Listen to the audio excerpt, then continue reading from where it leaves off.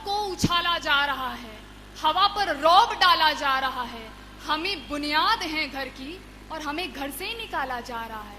नमस्कार, सदन की गरिमा को प्रणाम करते हुए आज के विषय के पुरजोर पक्ष में अध्यक्ष महोदय, इस अनंत उदार आकाश के चिंता रहित ज्योतिर्मय प्रशस्त ललाट की तेजस्विता लिए हुए भारत देश में जो तंत्र चल रहा है वो है लोकतंत्र। और इस लोकतंत्र की सबसे बड़ी विशेषता ये होती है कि अगर इस पर जनता का दबाव है तब तो ये स्वर्ग का निर्माण करती है, और अगर इस पर जनता का दबाव नहीं है तो ये खुले हुए सांड की तरह होती है जो किसी को भी रौंद देती है।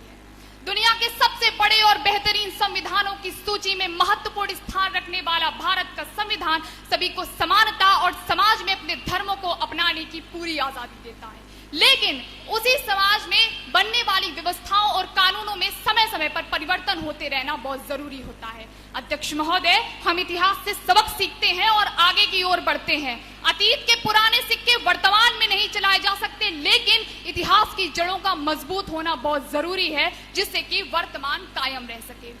अध्यक्ष महोदय, विपक्ष क्या सोचता है? विपक्ष कहता है कि एक हिंदू लॉ होता है, एक मुस्लिम पर्सनल लॉ होता है, एक क्रिश्चियन पर्सनल लॉ होता है, और समान नागरिक संहिता के आ जाने से धार्मिक अधिकारों का हनन हो जाएगा। अध्यक्ष महोदय, क्या आप ये नहीं मानते कि इतिहास और वर्तमान का रिश्ता परिवर्तन और निरंतरता का है? जब जब बहस छिड़ती है तब तब सवाल उठता है कि सभी धर्मों के ऊपर एक विशेष धर्म के कानून को लागू करना ही समान नागरिक संहिता का उद्देश्य है। लेकिन अध्यक्ष महोदय, हमें यह समझना पड़ेगा कि समान नागरिक संहिता का उद्देश्य सभी धर्मों के कानूनों में एक रूपता और समानता लाना है, क्योंकि ये अपने आप में एक निष्पक्ष कानून है और इसका धर्म से कोई ताल्लुक नहीं है। अगर बारीकी से अध्ययन करेंगे तो एक चीज पता चलती है कि समय के चक्र में अगर ना के बराबर कुछ बदला है तो वो है महिलाओं की स्थिति। बचपन से लेकर जवानी तक लड़की के साथ होने वाले हर एक मजाक में विवाह की गूंज मौजूद होती है।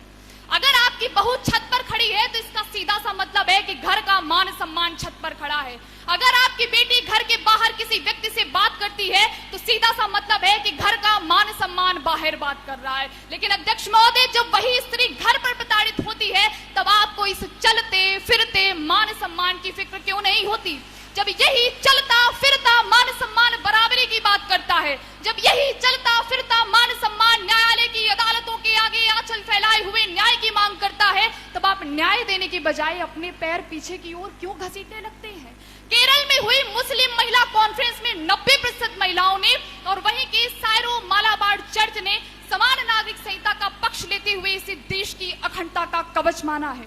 यहाँ पर डॉक्टर भीमराव अंबेडकर की 2 टिप्पणियों का जिक्र करना चाहूंगी। पहली कि डॉक्टर बाबा भीमराव अंबेडकर की राय थी कि भारत में जो संविधान लागू हुआ है वो लोकतांत्रिक संविधान अलोकतांत्रिक जनता के ऊपर लागू हुआ है, और दूसरी कि एक बार संविधान के लागू हो जाने के बाद अपनी किसी भी तरह की मांग को मनवाने के लिए संविधान के इतर किसी भी तरीके का प्रयोग करना अराजकता के व्याकरण का उद्घाटन है। अध्यक्ष महोदय, ये समान नागरिक संहिता की जरूरत ही नहीं पड़ती अगर धार्मिक संगठन ईमानदारी और निष्पक्षता के साथ तुरंत न्याय करते, लेकिन समान नागरिक संहिता की जरूरत तब महसूस होने लगती है जब 15-15, 20-20 सालों से पड़े हुए तलाक और पारिवारिक मामले न्यायालय की अदालतों का बोझ बढ़ा रहे होते हैं, जब शरिया कोर्ट में 2 महिला गवाह के बराबर 1 पुरुष गवाह होता है। और अध्यक्ष महोदय, अगर जायदाद की बात करूं तो पुरुष की तुलना में महिला को जायदाद का सिर्फ 6वां हिस्सा मिलता है। अध्यक्ष महोदय, हम इस देश के नागरिक हैं, छाती ठोक कर अपना हक लेते हैं। अगर यातायात को सुगम बनाने की बात की जाए तो एक राष्ट्र एक कार्ड का कोई विरोध नहीं करता। बढ़ते हुए आपराधिक मामलों को रोकने के लिए भारतीय दंड संहिता जब धर्म, जाति, संप्रदाय से ऊपर उठकर समान रूप से न्याय करती है तब किसी को कोई आपत्ति नहीं होती, लेकिन जब समान नागरिक संहिता और एक राष्ट्र एक कानून की बात आती है तब जाने क्यों विपक्ष का खून कलकलाने लगता है। अध्यक्ष महोदय, विपक्ष तर्कों वितर्कों की चाहे जितनी इच्छाधारी पेश कर दे, सवालों जवाबों का चाहे जितना अनुलोम विलोम कर ले, लेकिन सफर जब किसी मुकाम पर पहुंचता है तो कटघरे में शुरुआत का समय ही होता है। आज से 300 साल पहले तक ईसाई धर्म में तलाक की व्यवस्था नहीं थी, लेकिन आज है।